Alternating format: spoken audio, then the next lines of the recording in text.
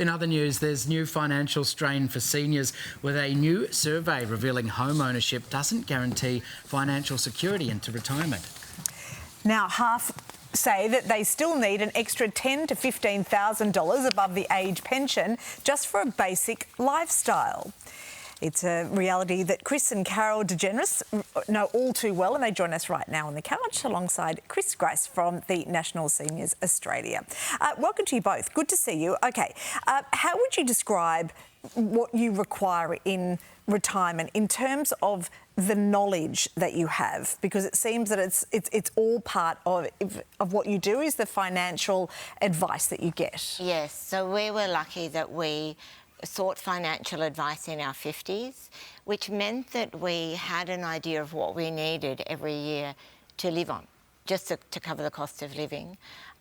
Chris unexpectedly had to retire at the age of 57, so our financial advisor was able to steer us through that, drawing down our super early.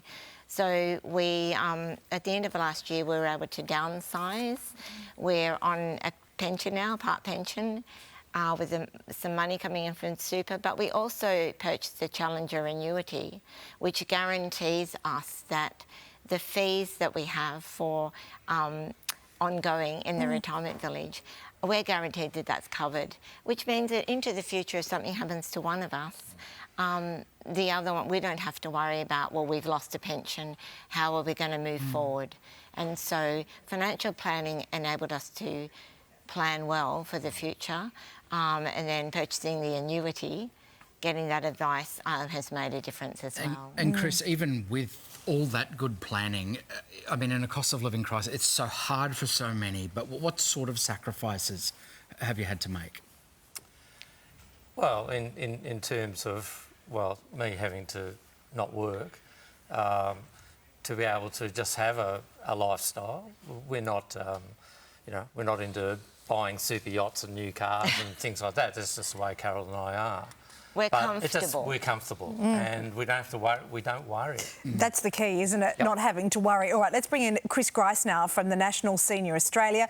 So what can be done to support people in their retirement planning? As we're seeing from Carol and Chris here, they've just nailed it.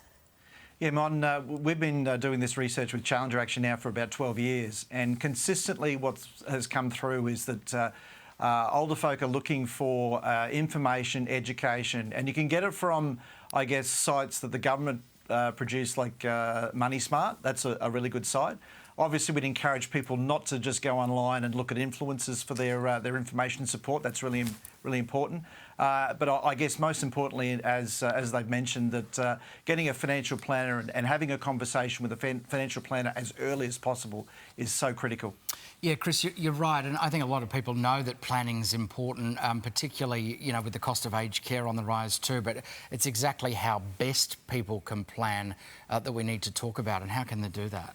Yeah, I guess part of this study, 3 years ago, people identified that about 30%, just over 30%, identified that aged care was sort of a consideration for them. Recently, in this most recent study, it's over 60%. And this is prior to the government announcing, with bipartisan support with the coalition, to introduce new reforms as far as aged care and the funding of aged care.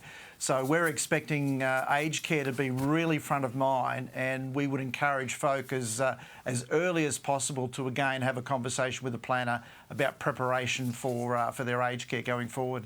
Chris and Carol are on the couch here nodding as you're speaking, Chris. Thank you so much to the three of you. We really appreciate it.